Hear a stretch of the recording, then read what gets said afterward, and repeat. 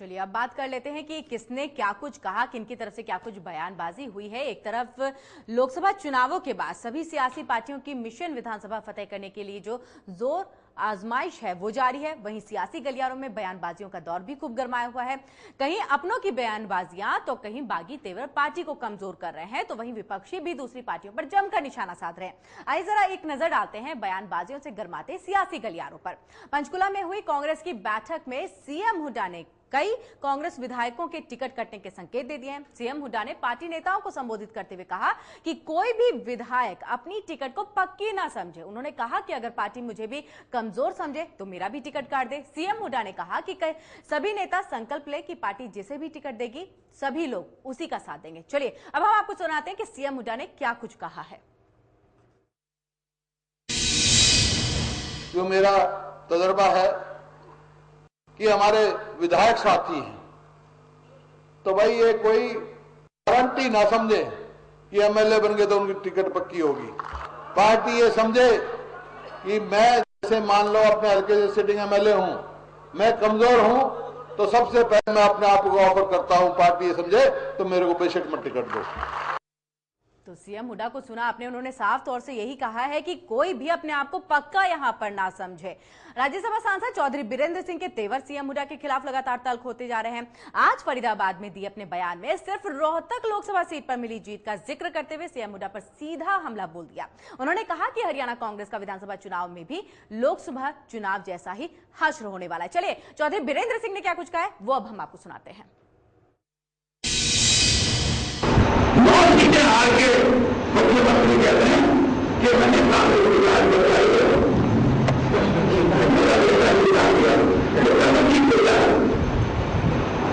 आपने तो सारी सीमाएं नाम दी हैं और इतनी आज 9 कांग्रेस के बेटे कुर्बान करके अपने 10वें बेटे को जिताने का अधिकार किस आदमी को है।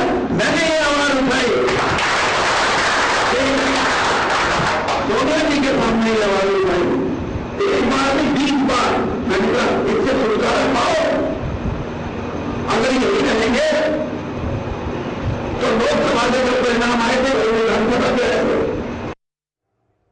तो इन्होंने सीधे सीधे तौर पर हम कहें कि सीएम हुड्डा के ऊपर निशाना साध दिया है। हमेशा से ही वो साधते आए थे, खुले मंचों से उन्होंने हमेशा से ही कहा था कि लोकसभा चुनाव जैसा ही हश्र होने वाला है, नेतृत्व में यहाँ पर परिवर्तन की जरूरत है। मिशन विधानसभा को लेकर के हम लगातार बातचीत कर रहे हैं। हमारे साथ बीजेपी के प्रवक्ता हमारे साथ जुड़े हुए हैं, गोविंद भारद्वाज जी जुड़े हुए हैं। गोविंद जी आपका बहुत बहुत स्वागत है एमएच1 न्यूज पर। सवाल सबसे पहले यही है कि मिशन विधानसभा पर हम चर्चा कर रहे हैं।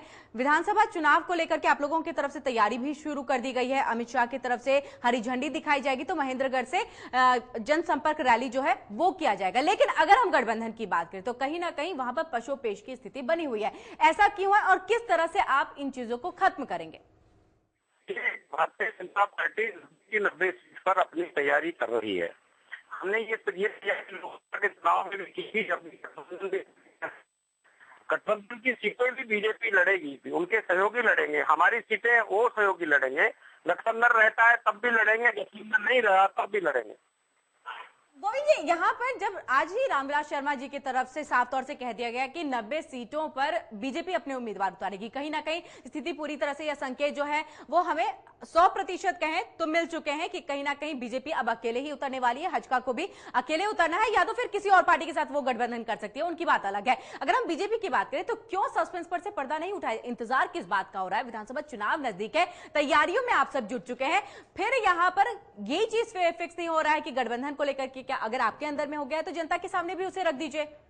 जनता के सामने भी बहुत कुछ क्लियर है। भारतीय जनता पार्टी ने साफ किया है, लोगों से बात करें गुरुदेव बिश्नोई सीधा ही नरेंद्र मोदी अमिताभ बात करना चाहते हैं, तो ये को बाईपास कर जाना चाहते हैं। जी गोविंद जी, आप तक हमारी आवाज ठीक से नहीं आ पा रही है, कुछ सिग्नल में प्रॉब्लम हो रही है। हम आपको दोबारा संपर्क करने की कोशिश करेंगे, जुड़ने की कोशिश करेंगे, लेकिन वही हम अपने दर्शकों को बता दें कि जिस तरह से मिशन विधानसभा की बात है उसको लेकर के बातचीत हो रही है और इस तरह की चर्चा की इतनी सारी पार्टियां हैं, चुनौती कई सारे हैं। अगर हम कांग्रेस की बात करें तो अंतरकला उनके लिए सबसे ज्यादा जो एक चुनौती बनी हुई है कि कहीं ना कहीं वो एकजुट नहीं कर पा रही हैं अपने पार्टी को। जब अशोक तंवर आए थे तो ऐसा एक अंदाजा लगाया जा रहा था, इस बात सामने आ रही थी कि शायद वो एकजुट करेंगे और शायद सारे नेता मिलकर के विधानसभा चुनाव में एक साथ मिलकर के चुनाव लड़ेंगे।